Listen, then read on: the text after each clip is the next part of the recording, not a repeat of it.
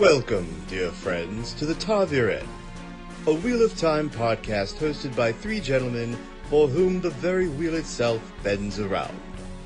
Without further ado, here are your hosts, Bill, Rob, and Rich. Good morrow, yonder listeners, and welcome to another episode of the Tavrien podcast. That fell flat. Hey, how's it going, Rob? Hey, how's it going, Bill? Sorry, that was such a terrible intro. You did like your word of the day calendar. You kind of threw out 3 new words on us there. I'm trying to be medieval-esque. Yonder listeners, welcome abroad to our podcast of yore. Good morrow, yonder adventurers. Welcome to the Tavrien pod. We are about to enlighten your mind as the wheel weaves the pattern around us. And we Prepare to embark on this mystical journey of epicness and terrible literature. Sorry, the literature's good. I'm illiterate. Did someone give you a bad batch of brownies? Oh no, it was a very good batch of brownies. Oh, if only Rich was here to hear you now. I know. Welcome to the podcast where we pretend like there's 3 of us, but there's only ever 2. The planets will align someday. I am assured of it. I know. I think it works really well because me and Rich, we have, as we've mentioned a billion times, we have another podcast where we play our old RPG games, and we do that weekly. So one of us needs a day off every now and then. Agreed. So, and I'm about ready to punch my day off card too to you guys, so we can talk about that offline. But so yeah, you're our what was it? Is it au pair or compare? That's it. Is it compare? Well, I'm watching your kids. Is that what you just said? I trust you, Rob. You can watch my kids. Here's Uncle Rob, Carol, his daughter. It'll be an expensive commute to work every day, but can I babysit over Skype? I've only got the one camera. Oh no, she went off camera. Come back, please. Put that down. Well, anyway, enough of our nonsense. Right. Yeah, Rich is having. So Rich has got the episode off. It's down to me and Rob to bring you guys out of the woods. A lovely little chapter. But first of all, I think we're going to we teased this last time about doubling up on episodes. Yes. So I have now that I've started a Wheel of Time podcast, Rob. let's have a chat. Let's have a chat. Talk it up. So, as you know, because I've mentioned it a billion times in the past, I've wanted to start a Wheel of Time podcast for quite a long time. And now I had one. Now, one of the things I'd never done before was listen to a Wheel of Time podcast. There's about 4 or 5 out there, and I really like most of them. And I was kind of like two of them at least that I found are doing the same sort of format as us, where they go through the books chapters at a time. Yes. But they were all doing like 3 chapters at a time. You don't get the deep dive though. I feel like we've got the niche bit on that. Yeah. They all seem to be a bit more literate than us though. That's not hard. No, it's not. It's not hard. I think even some of them just like, hey, we're a couple of like English literature majors, and it's just like, bloody hell, I left school at 16. I went and got a job. I know. I'd had enough with There's a couple that I listen to as well. There is one that does it chapter by chapter, but I think he is a solo podcaster. So unless he has guests on, he doesn't get the same back and forth dynamic, the great dialogue that you and I provide, or that Rich and I provide. Well, so, hopefully it's great dialogue. But just echo what you said. Everything I've heard is great. I mean, we're not the kind of people that would bash, but sincerely, everything that we've heard is good. And we love all the enthusiasm that's surrounding this whole endeavor. But as we did mention last time, last chapter was a bit of a bummer, to be honest with you. When you're trying to sort of, like I say, every episode still needs content. And last episode, like I said, there was a few interesting things with Tam and his like fever dreams, but at the end of the day, it could have just been explained as Rand takes his dad for a walk through the woods. His dad talks a load of nonsense and might drop a hint that he's not Rand's actual dad. Correct. Then Rand gets to Emond's Field. There you go. That was last episode summed up. Exactly. Let's fill for the next 25 minutes.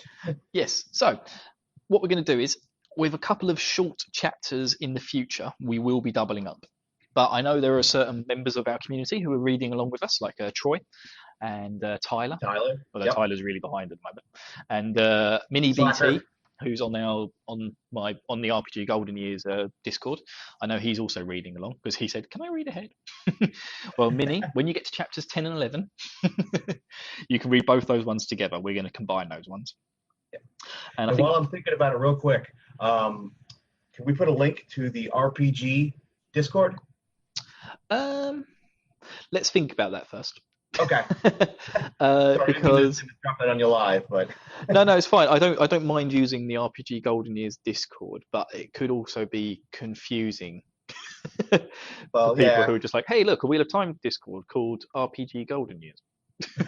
But I mean, we could start it on there, but I'd need to create like a category and set it aside if that was like. Because at the moment there's one channel where people talk about it, but if we were to expand that, I would need to sort of work on it a little bit. So let's have a think first and see what we want to do. All right. And we'll go from there. Because we are admins on the Discord, but I need to work out how to admin things properly. Yes. Yes. So chapters 10 and 11 we will be combining. And what's this chapter? Is this chapter 7? Chapter number 7, Out of the Woods. Cool. So we've got a couple of weeks until that happens. But yes, so you guys are pre-warned, 10 and 11 will be a combined chapter. So, double ups. As we like to double ups. Yeah, so I guess I have the actual book, so I go through page numbers. Bill has the audio, so he's going through the time. So he sees 2 chapters next to each other that are about how long are those chapters time wise? A few minutes each. 10 and 11? Yeah. They're actually not that short, to be honest with you. So let's go. We'll set this up and then you can just tear it down in one statement. Yeah, I was a bit like when you sent that through, I was like, So the Westwood was 18 minutes or 18 and a half minutes, and so chapter 11 is nearly 20 minutes, so not much longer, whereas chapter 10 is 23 minutes. So they're kind of both short, and once we put them together, so say for instance A Place of Safety, chapter 8, next week's chapter, is 35 minutes long, and chapter 9 is 41 minutes long. So combining 10 and 11, they do make a 40-minute chapter. So they're not a bad one to combine. And then I think it's actually quite a while. I think we're not going to combine one until 21, 22. Because 22 is really short. That's only 10 minutes. Yeah. We'll give you guys fair warning weeks in advance for that, though. Yeah, then it'll be like 27, 28, and then I've got a while to the next one. Because you got to hope there's 2 like reasonably short chapters near each other. We might do 36 and 37, and then I think it's all the way down to the end. Some of the last couple of chapters are quite short, so I think we'll be combining 48, 49, 50, 51, and 52, 53. So all the end ones we'll be combining because they're all 20, 25 minutes long. Sounds like Jordan is doing a lot of quick, short bursts by the end to build the climax. He is, or just very few things happen. I can't remember. I honestly can't remember. More Rand Wandering in the Wood chapters? Yeah, we will. There's plenty of those coming up. And the whole series, yes. Mm-hmm. So, just in this book. I think they spend most of the time in the woods in this book, if I remember correctly. There's time and they get their first taste of the big city, but let's not spoil it too far down the road. Let's not spoil it. But let's move on to the next section of our show. We want to talk about iTunes and Reddits. Well, as I got here, no love yet for the iTunes. We've got no new reviews since our last show. Just to let everybody know, it makes us more visible to anyone looking for a Wheel of Time podcast as you rate and review us higher. As it's a win-win for everybody. So Yeah. Why not do it? So whatever your podcatcher app is, that seems to be popular recently. Podcatcher. Yeah. I always used to say podcasting app, but for the last like 2 or 3 months, all the podcasts I listen to have started saying podcatcher. So I don't know if that's something that's been retconned recently. Maybe it's the cool new thing to say. Hey, let's say podcatcher. Well, it's like we use Anchor, and that's where we put our podcast, and Anchor shoots it out into the aether, and all these apps catch it. Big nets. So Yeah, I get it, but it's just like I just suddenly noticed it. It's just like, why is everyone suddenly calling this podcatcher, and why didn't I get the memo? But to counteract the lack of iTunes reviews, I want to just put out about 12 hours ago, there was a post on Reddit advertising our podcast. And within that 12-hour span, that post has received 95 plus upvotes. It's already generated a conversation of over 20 comments, people signing up, giving us praise, just saying, hey, sounds good, we're going to check it out. We received a substantial uptick in our listenership in the last 12 hours alone. So major shout out and love to Reddit for accepting us into your hearts too. We know that hashtag Twitter at time is a big deal. Sounds like r/Wheel of Time is a big deal as well. So thanks to everyone via Reddit who's reached out to us and joined in our journey. Thank you very much. Yes, so to all the new listeners, welcome. Welcome. Welcome to a Hopefully lovely. we don't. Go ahead. I was going to say, welcome to another disorganized podcast. I'm saying, hopefully we don't disappoint now that you've signed on. Yes. We hope to keep you entertained, as it were. If we do disappoint, the gentleman's name is Rich. You can contact him at Hale. No, I'm just kidding. Yeah, contact Rich at HaleBlue165 on Twitter with all your complaints. All right. Well, welcome everyone, Twitter, Reddit, and otherwise, to the Tavira and a Wheel of Time podcast. With myself and Rob. Have we gone full circle? I think we've introduced ourselves 4 times already. I think the pattern's taken us back to the beginning. So let's weave ourselves out of this. We are Tavrian after all. The pattern weaves itself around us, not around it. We make things happen here. Yeah, we affect the wheel. So definitely affecting something. Next section, Wheel of Time news. So there was an announcement made this past week. Did you hear about it, Bill? Is this about Nick Dudden? Nick Dudman has been hired on as the makeup and effects artist for the upcoming TV series. Now, I'm going to admit this, and you can as well. I've never heard of Nick Dudman until yesterday. Have you? No, I'm not big on stuff that happens in the TV world and other worlds, but his pedigree in the world of cinema is quite impressive.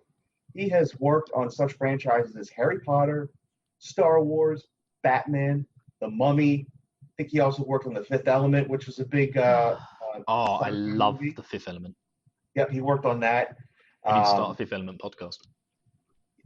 We'll review it 1 minute at a time. Oh my gosh, I Star Wars Minute. I love Star Wars Minute. Guys, after you're done listening to this, go check out Star Wars Minute. Yeah, it's very good. Oh my gosh! Don't get me started on the 1 minute at a time stuff. We're gonna do a Bruce Willis 1 minute. Let's restart the Wheel of Time and do a Wheel of Time podcast 1 page at a time. 1 sentence. No, I don't have enough life to actually. We don't have enough life in us for it. Yeah, my life force won't last that long, I'm afraid. Oh my gosh! But yeah, he looks like a very cream of the crop as far as it comes to makeup artists, especially his work on Harry Potter, because one of the things I don't like is like heavy CGI, and I assume they will have to do some CGI for the Wheel of Time show. Yeah. But if they're getting Nick Dudman involved, by looks of like the characters and stuff that he's worked on, especially from the Harry Potter films, because one of the things I liked about Harry Potter films is that all the characters are people. They're not all CG. They're not all CG. I think it's just it was just really Dobby, wasn't it? And like the dragons and like stuff like that. I think there's giants by the end, but outside of that, yeah, it was all. Yeah, but like all like costumes. Yeah, all people in costumes playing most of the things and stuff. Like, yeah, and so I loved it. because that all looks really good, and it just has a bit more of a realistic feel. And I think that's why people liked Harry Potter so much, was because it was a bit more. It felt more. I'm a modern fan as well. So yeah, the films just felt more realistic, having people in makeup as opposed to CGI wizards wandering around. Yeah. So Nick Dudden, welcome aboard, Nick. Yes, welcome to the pattern, Nick. Exactly, welcome to the pattern. I like that. That's my new catchphrase. Hashtag welcome to the pattern. Hashtag welcome to the pattern. So, as always, we want to thank Narg over at the Daily Trolloc for news and updates on the Wheel of Time TV series. Check out his blog at thedailytrolloc.com. Yes, well done, Narg. You're such a clever Trolloc, Narg. Narg. Of which your website is very clean and family friendly. I don't know if you heard, Bill, but the last time I mentioned that to Rich, he thought it was a yes, he thought it was a porn naughty website. And I had to backtrack and I had to pull that back. Like, no, real website, real good work done on it. I know. I was listening to that when I was editing the episode. I was like, "What are you on about, Rich?" I think it sounds naughty. I'm like, no. Yeah, I think no. He must be thinking of I don't know if this is like a worldwide thing, but I know it's a thing in England. But a naughty word for a woman who likes to, put herself about men is called a trollop. It's called a trollop. Beginning with a T, trollop. Yes.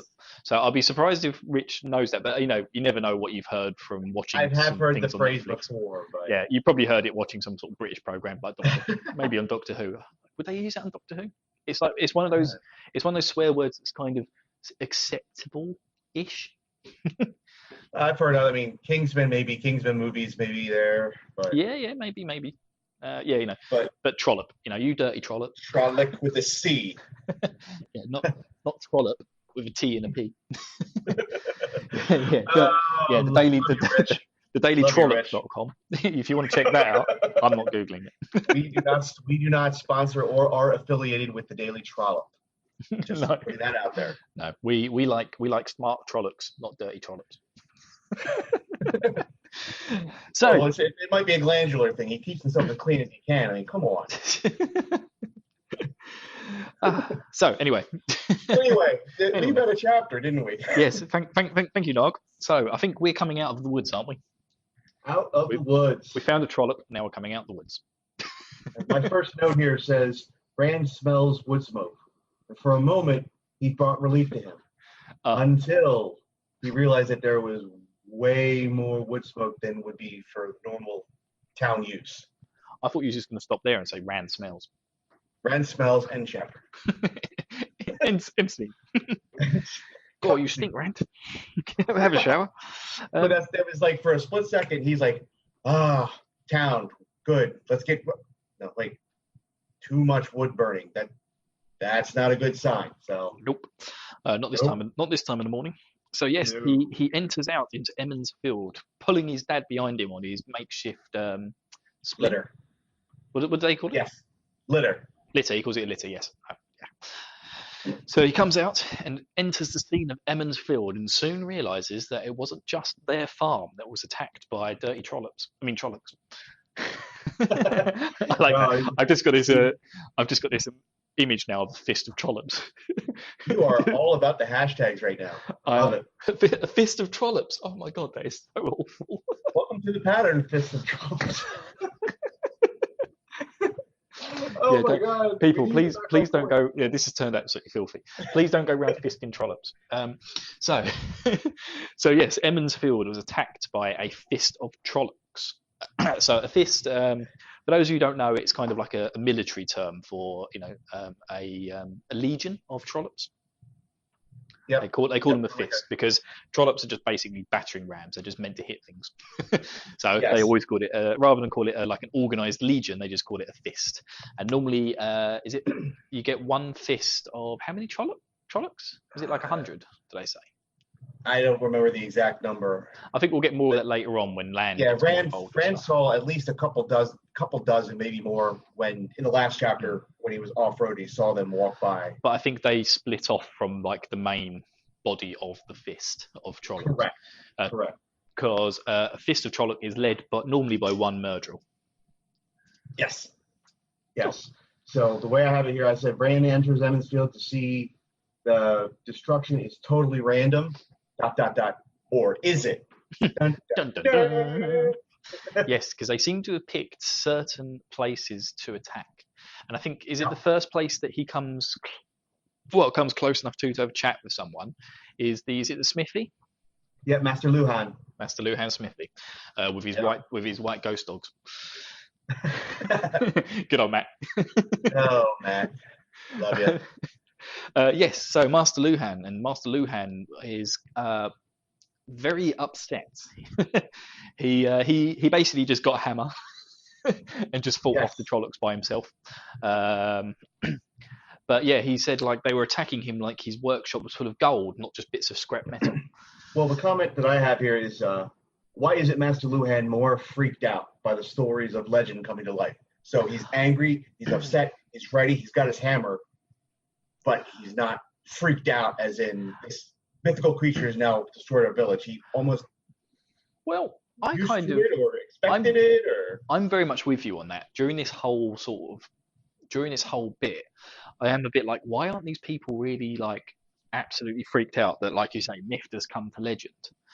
Yeah. But I think it's kind of, although like Trollocs are never seen this far like south sort of thing, I think when they talk about peddlers and news and wars and all those sort of things, it always gets mentioned kind of later on in the books about the fact that there is Trollocs up in the north, and there's always the land people are always defending against the Trollocs right up in the north by Shao Ghul.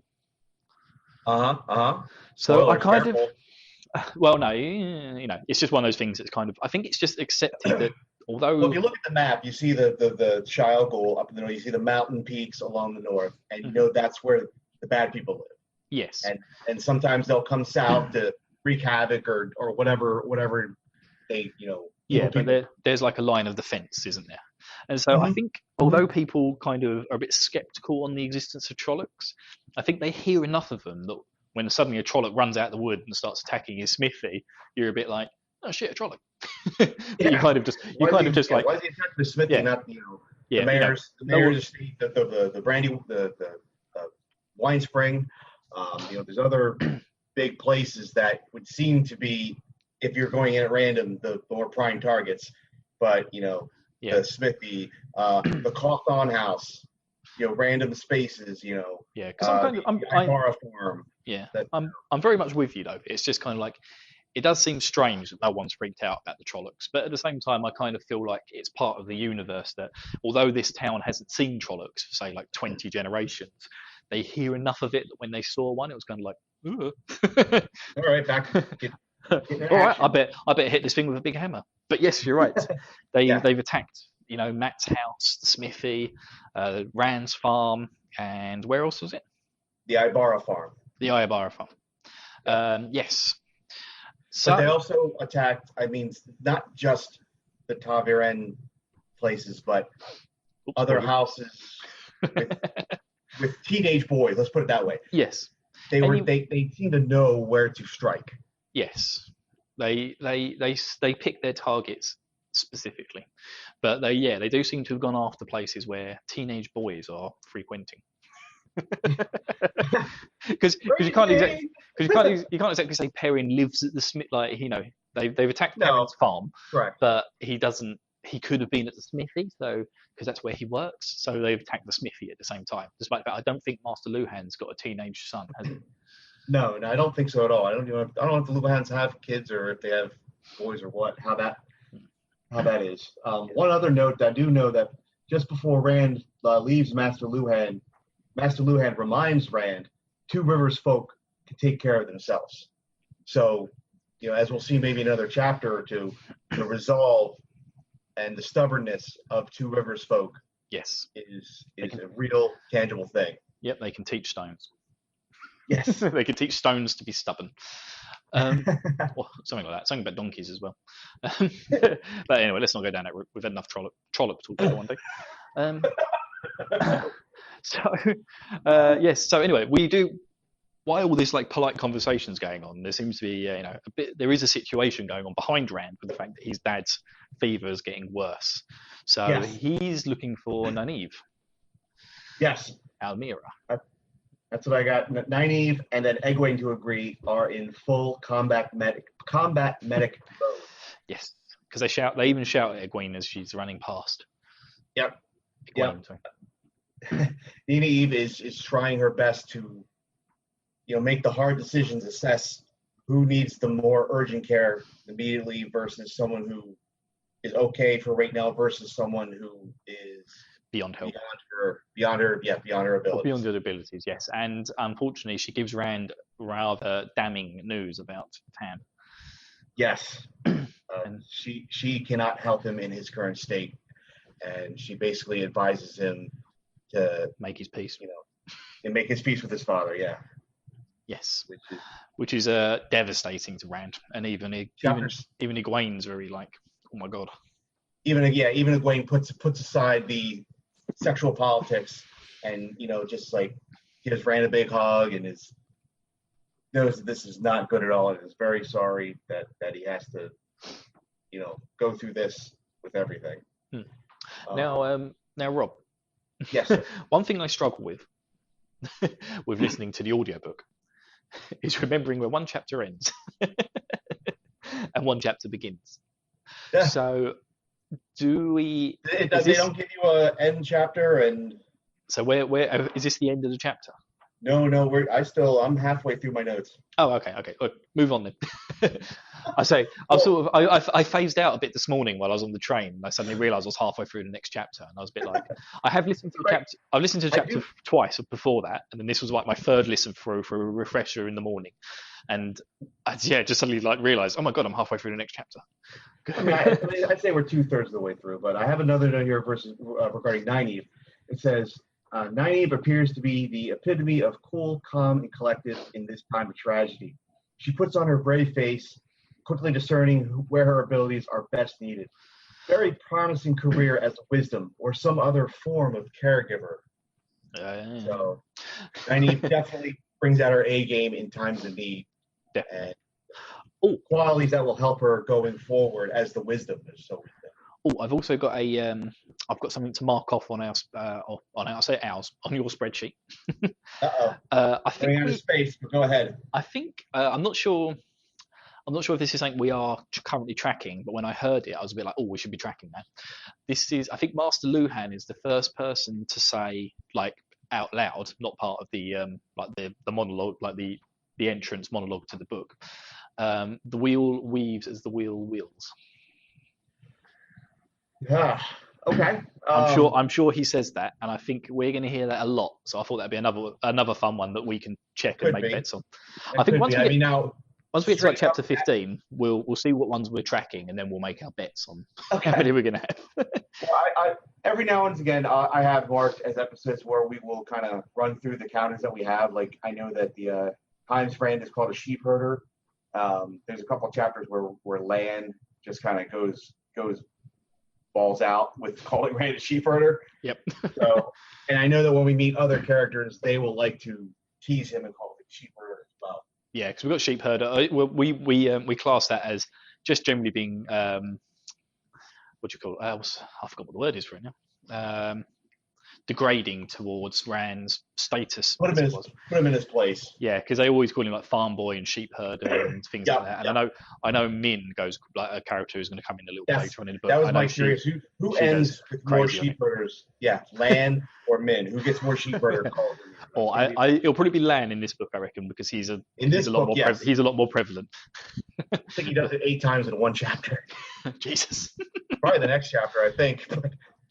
Right. Oh, anyway. So where are we now? So Will Wills are the Will Wills, and Rand. Now that Nynaeve has given the dire news to Rand that his father is beyond her care, next person he runs into is Bran, the mayor, and Bran confides in Bran that yes, Lady Moiraine is in fact an Aes Sedai, and that Aes Sedai have been known to perform healing magic. Yes, because apparently Moiraine and Lan were kind of at the forefront of the defense during the Trolloc attacks. And so Moiraine was like standing there throwing fireballs or something around.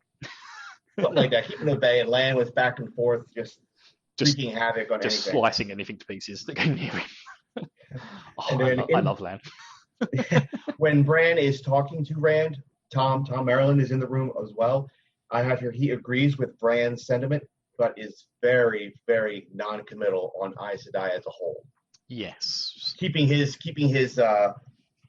plot point of not in line with Aes Sedai. He tolerates, but there's something else under the surface there that will be revealed soon enough. Yes. So yeah, Tom doesn't like him. No. he's not going to go out and start hitting him in the face because he knows they're a lot more powerful than him. Don't do that. I would not recommend hitting Aes Sedai in the face. No. Not even the weak especially ones. with their warders around. Yes, not fair, especially not if Lan's standing there. No. I don't think I'd actually be able to land a punch on Moraine if Lan was standing there. I think he'd have my arm. I think if I started to throw a punch before it landed, my arm would be severed and in Lan's hand. And then he'd lock it in place beforehand. And then he'd be hitting me over the head with my own arm. Why are you hitting yourself? Quit hitting yourself. So childish. After some internal conflict with Rand, he decides, I don't care. I must save my father at any cost. I don't care what it takes. Got to save my father's life, but more along the lines of, I also need to find out this truth about this potential not my true father crap that he talked about. So Rand determined that he is going to do whatever it takes. If that means talk to Moiraine Sedai, that's it. He does it.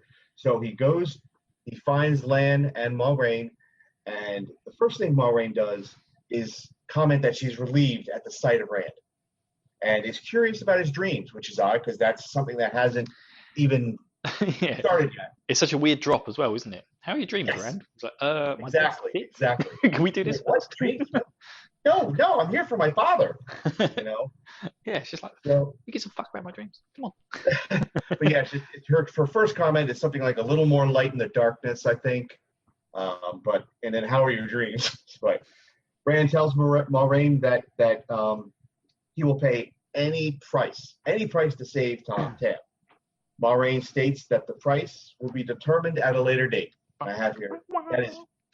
That's very. You had to go there. I went. She very mafia of her, very gangster. Yes. Of her to say, I will accept your deal, but the price will be paid at a later time. Yes. We will determine the price later. Yeah, you had to go back to Daily Trollops. So. You will come to me when I want a favor. So the last note I have here is we get our first dialogue out of Lan, Mr.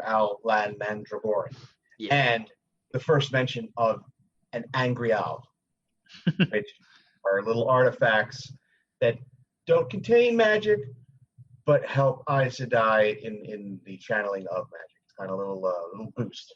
Is that what Lan says? Yeah, I don't have the text in front of me, but he says something to the fact that you can't expect her to fight all night, even with an angry owl. Ah, okay, yeah, that's right. Yeah, because it was when I was in about halfway through the next chapter, I was a bit like, hang on, they're talking about this. This isn't right. I'm too far ahead. So I know.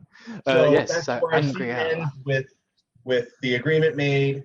Moiraine will help Rand with Tam, and the chapter ends with Rand. Oh, he's at the wine spring. Follow me, and that's cutscene. Yep, and they go to the wine spring inn. Well, I think me and you were at the bar. We may not be at playing stones and having toasts and all that good stuff.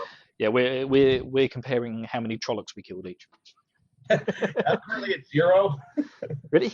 I'm at half. Half a Trolloc. Yeah, Lan had already cut it in half, and I kicked it in the face. just as it was sputtering to death. So I'm taking that kill.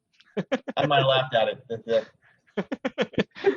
So that's our chapter 7 discussion. Yeah. Rich unfortunately slept through the whole thing. He was too busy powerlifting. Yeah, he was snoring throughout the whole thing. Luckily, he has a little teenage boy staying at his house. So this will take us into readings with Rob, which we almost forgot last week because someone was in such a hurry. I don't know. Hey, man. It sounded funny, though. You're like, yes, reading with Rob. Okay, go. Got busy stuff going on, man. Busy stuff. I know. Yes, But so I believe this time I took the passage of Rand talking and, to Moraine about his father. Yep, making a deal with the devil. Yep. and the gangster way that Moraine accepts it. Deal with the devil. Yes. Yes. Yes. So, readings with Rob. And now, the Taviren present to you Readings with Rob. Rand stared at her, unable to speak. And Aes Sedai. He had been trying to convince himself that she would not look any different now that he knew who or what he was looking at. And to his surprise, she did not. She was no longer quite so pristine, not with wisps of her hair sticking out in all directions, and a faint streak of soot across her nose. Yet not really different either. Surely there must be something about an Aes Sedai to mark her for what she was. On the other hand, if outward appearance reflected what was inside, and if the stories were true, then she should look closer to a Trolloc than to a more than handsome woman whose dignity was not dented by sitting in the dirt. And she could help Tam, whatever the cost. There was that before anything else. He took a deep breath. Mistress Moraine? Moraine Sedai? Both turned to look at him, and he froze under her gaze. Not the calm, smiling gaze he remembered from the green. Her face was tired, but her dark eyes were a hawk's eyes. Aes Sedai, breakers of the world, puppeteers who pulled strings and made thrones and nations dance in designs only the women from Tar Valon knew. A little more light in the darkness, the Aes Sedai murmured. She then raised her voice. How are your dreams, Rand al'Thor? He stared at her. My dreams? A night like that can give a man bad dreams, Rand. If you have nightmares, you must tell me of it. I can help with bad dreams sometimes. There's nothing wrong with my... It's my father. He's hurt. It's not much worse than a scratch, but the fever is burning him up. The wisdom won't help. She says she can't. But the stories... She raised an eyebrow, and he stopped and swallowed hard. Light, is there a story with an Aes Sedai where she isn't a villain? He looked at the warder, but Lan appeared more interested in the dead Trolloc than in anything Rand might say. Bubbling his way under her eyes, he went on. It's said Aes Sedai can heal? If you can help him, anything you can do for him, whatever the cost. He took a deep breath and finished in a rush. I'll pay any price in my power if you help him. Anything. Any price? Moraine mused, half to herself. We will speak of prices later, Rand, if at all. I can make no promises. Your wisdom knows what she is about. I will do what I can, but it is beyond my power to stop the wheel from turning. Death comes sooner or later to everyone, the warder said grimly. Unless they serve the Dark One, and only fools are willing to pay that price. Moraine made a clucking sound. Do not be so gloomy, Lan. We have some reason to celebrate. A small one, but a reason. She used the staff to pull herself to her feet. Take me to your father, Rand. I will help him as much as I am able. Too many here have refused to let me help at all. They have heard the stories too, she said dryly. He's at the inn, Rand said. This way, and thank you. That was Readings with Rob. If there's a passage in an upcoming chapter you wish to have read on the podcast, simply tweet us at TavirenPod with your request. And that difference was Readings with Rob. I hope you enjoyed that. Rand selling his soul. Signed on the dotted line. On the dotted line, yes. He's already carrying around that silver dollar. She's already paid in advance for his Exactly. So our next chapter, chapter 8, A Place of Safety. Mm-hmm. And I love my note here, not to toot my own horn, but I said it's the chapter where Rand and Lan become gossip girls. Yes, but it's nice to get a lot of chat out of Lan. And if you get more chat this chapter than you might get the next 4 books out of Mr. Mandragoran. Yeah, stupid sheep herder. Cool. Okay. So, I had a good time. This is one of our. We went all over the place this episode, but I love it. Yeah, I love it as well. It's all about having fun. Yes. As I keep saying on the other show, the podcast is a hobby. It's here to enlighten and enjoy. So I hope you guys enjoy it too. And yes, to all of our new listeners, as we said before, it would really help if you could rate and review us on your podcatcher apps. No, I'm going to say podcasting apps. I'll leave podcatching to the Americans. I think we can figure it out. Yeah, but yeah, if you could rate and review us, that really helps our expand our reach via podcatching apps. Oh God, I can't get my tongue around it. Right, via podcasting apps, and also you can reach out to us on Twitter at TarvrienPod. Yep. You can reach me at Metunica, Metuni. Oh God, I spelled wrong. At Metunica. Yeah, it's in the outro. Yeah, and you can catch Rich at Howblue1653. But that was 1569. 1569. 1653. Some random guy's going to get a whole bunch of tweets about Wheel of Time. You won't know. The hell is all this? Who am I? Cool. Okay, so yeah, you can always check out our other podcasts as well. Like I say, I've got two: RPG Golden Years and the audio only Experience. Experience spelled XP, which is where I just record myself let's playing games. And RPG Golden Years is me and Rich trying to play about 500 RPGs from from the 4th to the 6th generation of home consoles. And Rob has a new podcast. I have a podcast with my son Alex, who is 12, and my nephew Anthony, who's 9. It's called Mario Talk with Alex and Anthony, where the boys go over each North American released Nintendo game. We currently only have a pilot, but I'm hoping to record another episode this weekend and get that out. Cool. So yeah, if you're fans of Mario, it's adorable. I think that's the best word for it. Yeah, they were a little nervous at the beginning, but come the end, they started to warm up to the idea of being recorded. Now I just need to get them used to talking into the microphone. That's the next thing. That's always a challenge. That's why I've got a microphone that I just strap around my neck. I actually, the whole time I've been recording, I've just been pacing around the desk. It's what I like. It helps me think on my feet.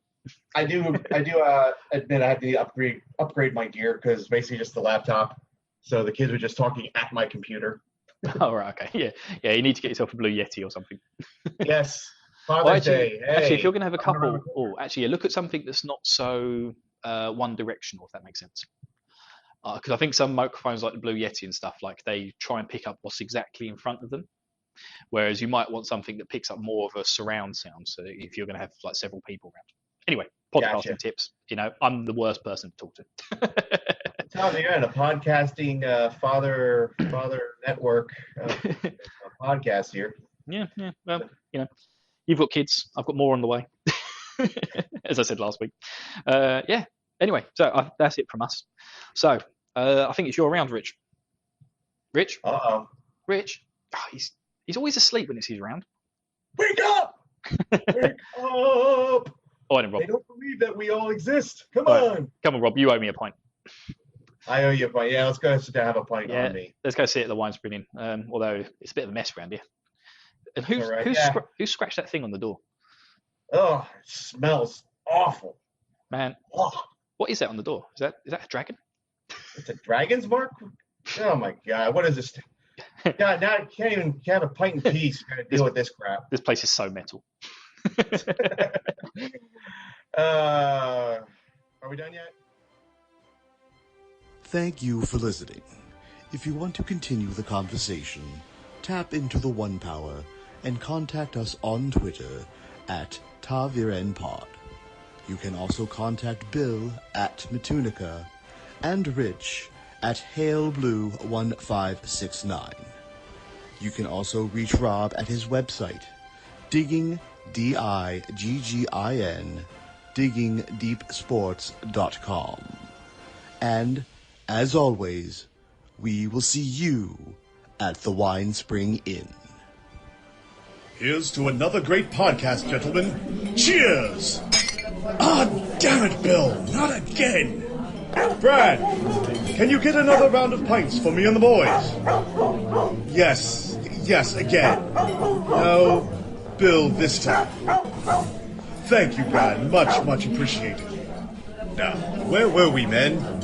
Actually, I believe it's Rich's turn at the Stones table. What's that you say?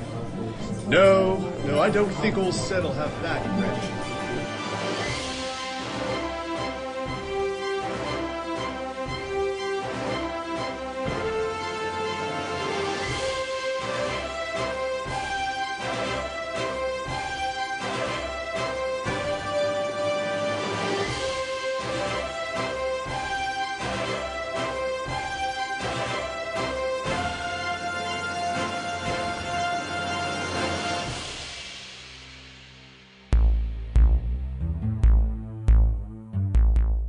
My name's Tyler, and I host the podcast Too Young for This Hit, where I watch movies I've never seen before with guests who love them. So what kind of movies do we watch? We watch mostly like classics movies, like Escape from New York, Bill and Ted's Excellent Adventure, Alien, Wayne's World, party time, excellent, Aliens, Smokey and the Bandits, Rocky Horror Picture Show. In addition to talking about movies, we also talk about cats.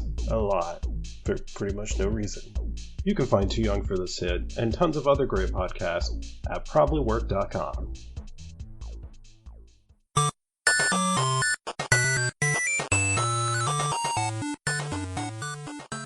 This has been a presentation of the We Can Make This Work Probably Network. Follow us on Twitter at Probably Work for more of our questionable content. Also, we have a website called probablywork.com.